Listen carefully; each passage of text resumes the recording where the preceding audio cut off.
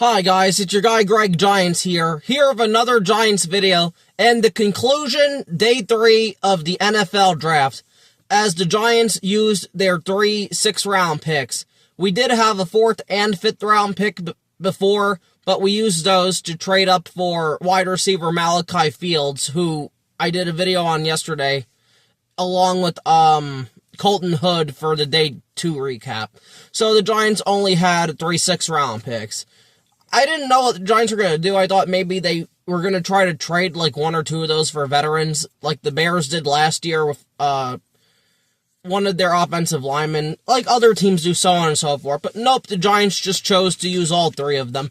And to be honest, now, I was at work, so I didn't really get to see what the Giants did until after.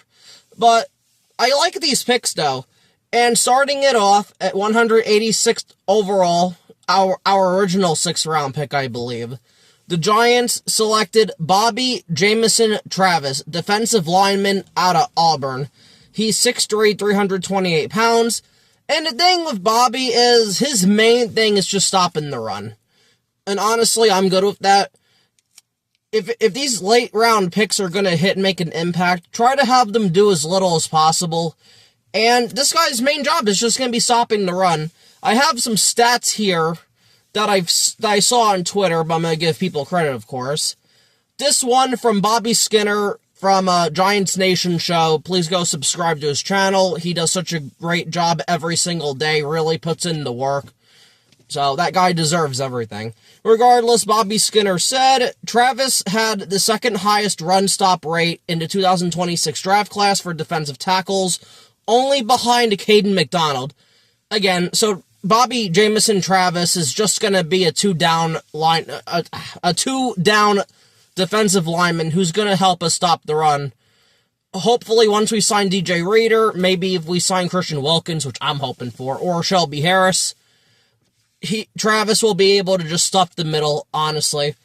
Someone said this, I think, I forgot who it was, but they said this reminds them of Jordan Riley. I liked Jordan Riley a lot.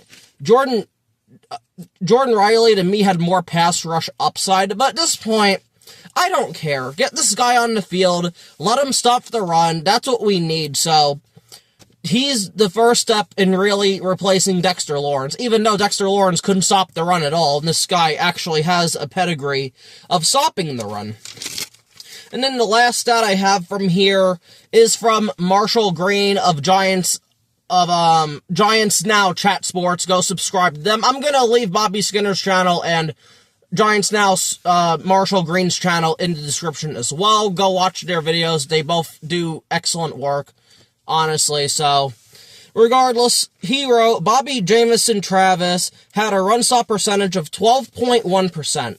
That was the 4th best in the country last year and 2nd in the 2026 NFL draft class for defensive tackles. I mean, that's really good to hear, honestly. And he's from Auburn. I don't know if that's a Big Ten school or not, but damn, man.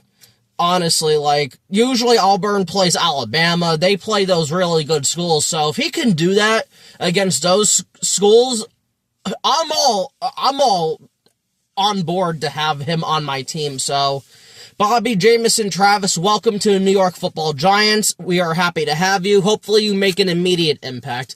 And again, not going to be a guy on third down, not going to be a guy who's going to rush the passer, which I'm completely fine with that.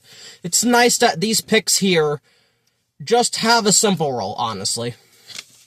But now we move on to J.C. Davis, offensive lineman out of Illinois, with our 193rd overall pick. His arm length is 34 1/4 inches. Love it. Hand size, 10 1/8 inch. I absolutely love it. And this pick, his upside's huge. Now, I'm just going to read this off first. This is just stuff I found, not really from anyone on Twitter. In 2022 to 2023, he started at New Mexico. In 2022, he was their highest graded offensive lineman, and also he plays left tackle. It says O-line He may play guard at the next level. I don't know. I cannot wait to break him down. I love breaking down offensive linemen. That is my favorite position group to break down, so it's going to be very exciting. But regardless, he played 704 snaps. That was almost every single snap. Like, honestly, that's incredible to hear right there. And this was when he was a sophomore.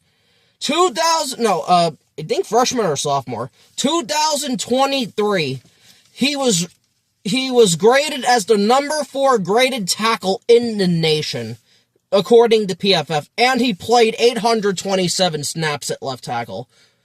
I mean, damn. Now, you gotta take competition into consideration as well, but it gets really interesting. It really gets really interesting. If I can find it here, because I know I wrote it down. If I can find it. I thought I wrote more of that down.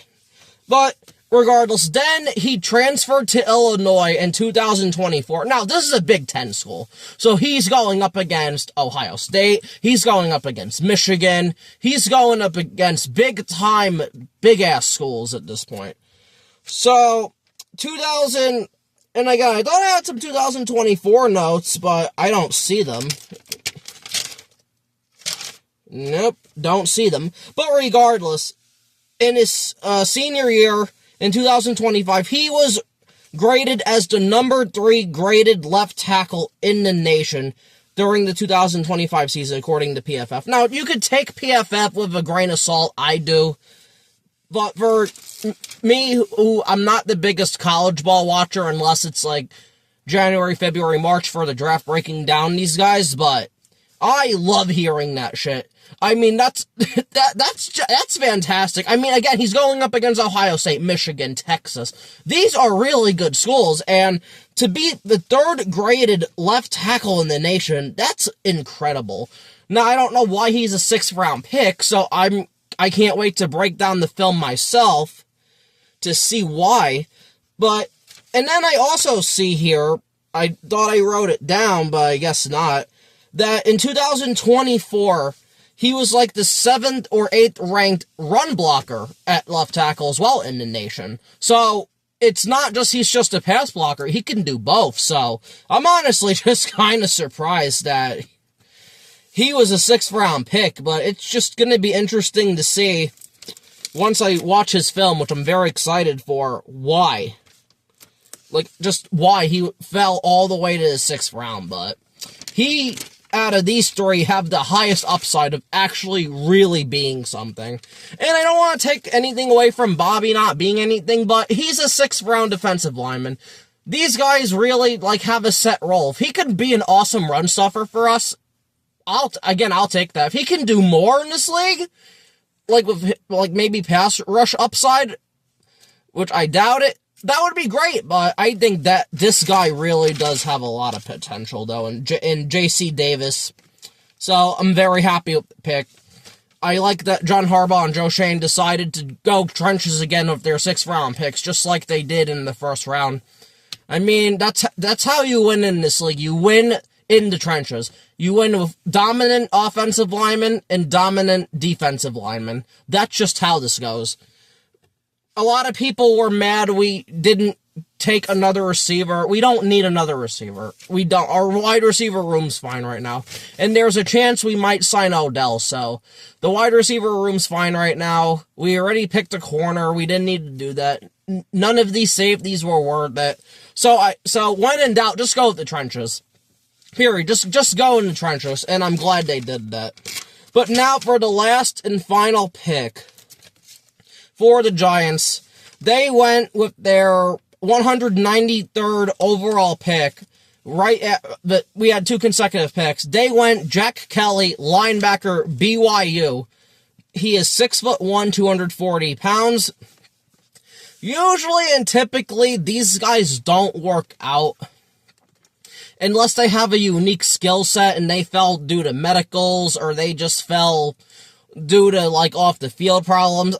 More than likely, I believe Jack Kelly is just going to be a special teams guy. but the Giants like him a lot. He could possibly take Darius Musow's job, so on and so forth. But according to Bobby Skinner again, in 2024, Jack Kelly had 51 tackles and 5 sacks, 10 tackles for loss and a pick. And then in 2025, he had 55 tackles, 10 sacks, and 13.5 tackles for loss. And this is just a note that I saw from somebody else that wasn't Bobby Skinner. Jack Kelly beat Spencer Fano, the 9th overall pick, for a sack with pure speed, which, if no one watched the Spencer Fano breakdown, his biggest problem is speed, and Jack Kelly just flat out took advantage of that. So, it's going to be interesting. Again, I just think Jack Kelly is going to be a special teams gunner type of guy, which we need special teams, especially with John Harbaugh and then Chris Horton, who are very highly regarded as special teams guys. So if they think Jack Kelly can do that, or maybe even play a little bit of linebacker, like be a blitzing linebacker sometimes and things like that, that would be great, honestly. Like, that would just be great for everybody. So, again, I like these picks. I really, really do. But I really love the J.C. Davis pick, and I'm curious to know why this guy fell to the 6th round. I mean, I really, really am. I mean, like, New Mexico, okay, that's a whatever conference, but Illinois, this guy was ranked the number 3 graded left tackle in the nation. I think for, like, 2 years he was, like, top 10, and he's a 6th round pick? Lord almighty. So, again, I'm just really curious to say. But, just want to go over this whole entire draft class, because my next videos are going to be just going to be the breakdowns, everybody. It's going to be of Arvell Reese. I did Maui Noah already, but I might just make a video talking about Francis Maui Noah, but Colton Hood, Malachi Fields, and then these 3 6th round picks. So, it's going to be interesting, but before I do the breakdowns, I want to grade this entire draft class after really thinking about it. Arvell Reese, to me, is an A. I can't give it any higher than that just because I have not done the film yet. People have said, like I said in the other video, he might be the best inside linebacker in this class, and I gotta see that. If he is, because I'm gonna also watch Sonny Siles' film to compare, it's an A+ pick then. Period.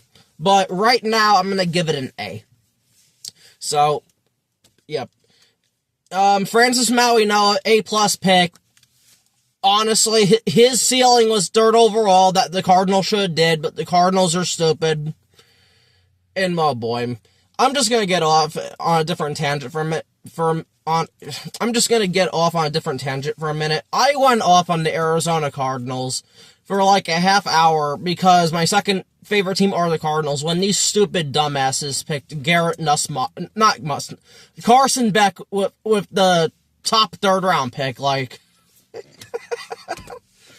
the Cardinals are hopeless. They really, really are. I just damn.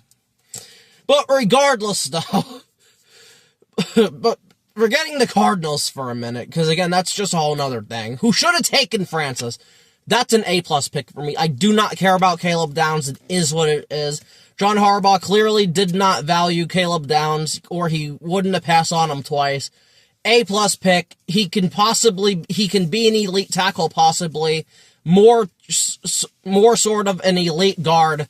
Guy is just fantastic. Watch the breakdown. I'm also going to put that in the description again. Like, Francis Maui Noah should not have been there at 10.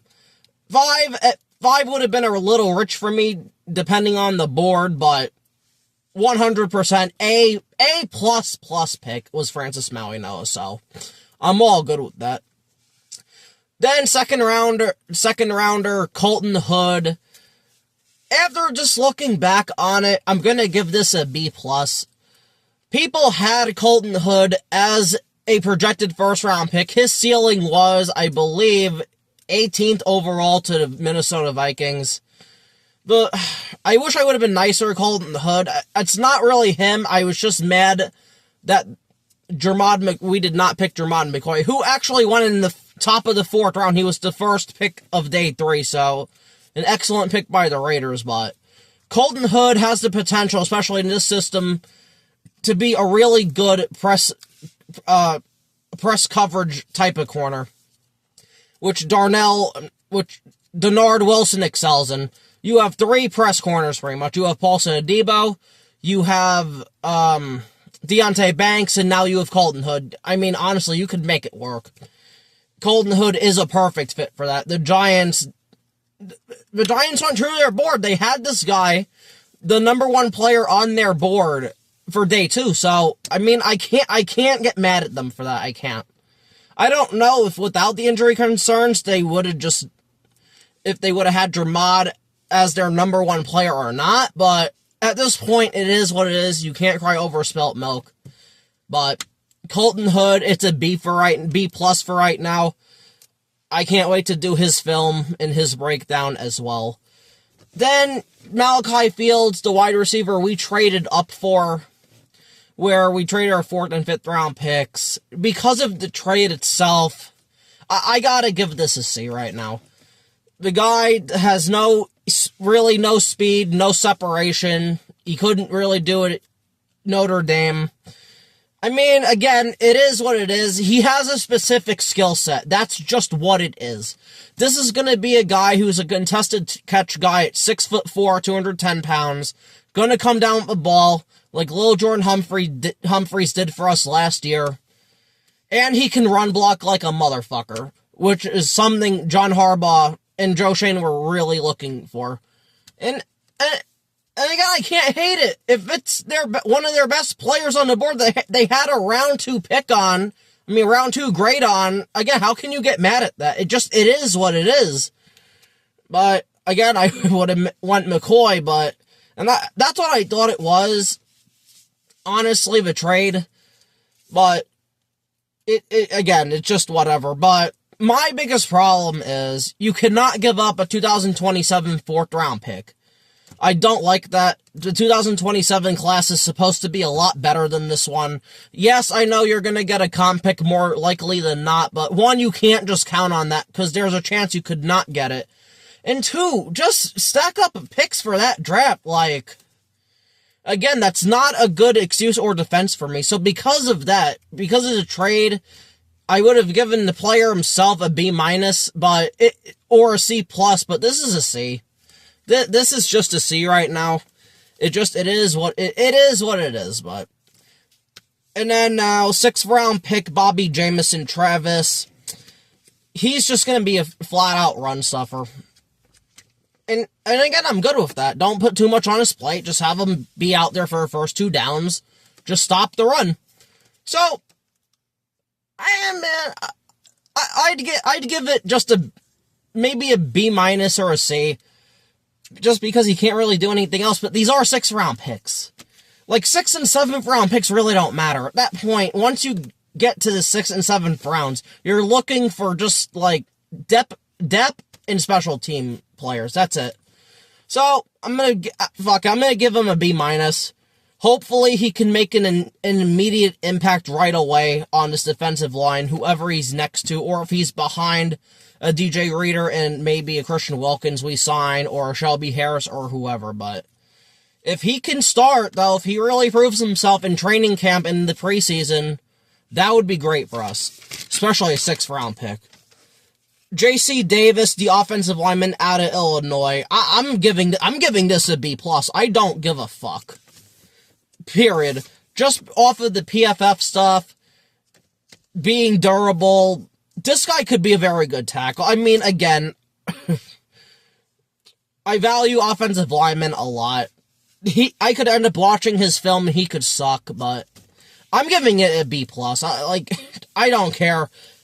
Worst tackles more than likely probably got taken over this guy, and I don't know why he was a 6th round pick, so based on what I heard, this guy is the gem of the draft. It's a B+ for me. I can't give it any more than that just because he's a 6th round pick. And again, he wasn't like a 3rd or 4th round pick who fell because of medicals or problems off the field. So it's gotta be a B+, but I am going to be rooting like hell for J.C. Davis, and I cannot wait to watch his film. I know I've said that, but I cannot wait to watch his film. And then last but not least, Jack Kelly, the linebacker. Again, I think this is just going to be a flat-out special teams guy, so I'm just going to give this a C. Again, it is what it is. Going to be good linebacker depth, because now you have Arvell Reese. I'm just counting some edges linebacker, so you have Kayvon Thibodeau, you have Abdul Carter, you have Arvell Reese, you have Tremaine Edmonds, you have Darius Muasau. Hopefully they re-sign Demetrius Flanagan-Fowles. And now you have Jack Kelly, so not bad depth there. Again, he's going to primarily be a special teams player, but I'll take Chris Horton's word and John Harbaugh's word, who are special team guys through and through, over anybody else's. So it's a C for me. So overall, because I'm not really valuing the 6th rounders, I'm giving this draft a flat-out A.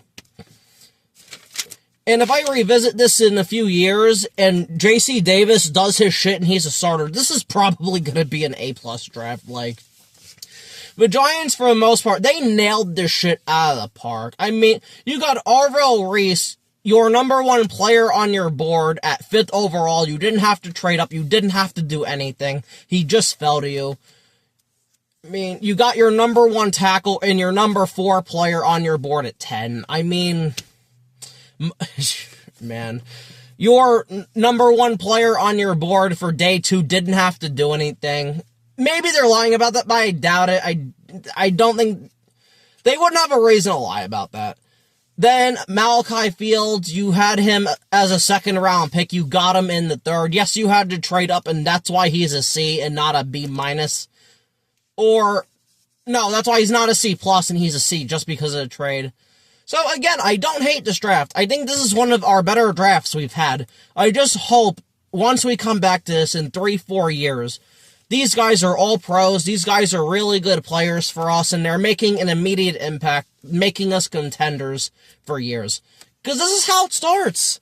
Man, like, as much shit as I talk about John Harbaugh, he was a part of making those Ravens teams good. Terrell Suggs. And, like, no, I don't know if he wasn't there for Reed and so, I mean, but he did help out, though. But, I mean, he was there for Flacco. He drafted Flacco. Ray Rice, who, but he's a piece of shit now, but he was a great player then. They had Anquan Bolden under him. I mean, great special teams. Justin Tucker, who, but still, like, just, so you gotta give credit to John Harbaugh here. I think this is just a very good class. Very good, flat out A right now. So, I'm happy with it, but like I said, I can't wait to do these film breakdowns on these, 5 players? Again, it's everybody but Malino I have to do film on.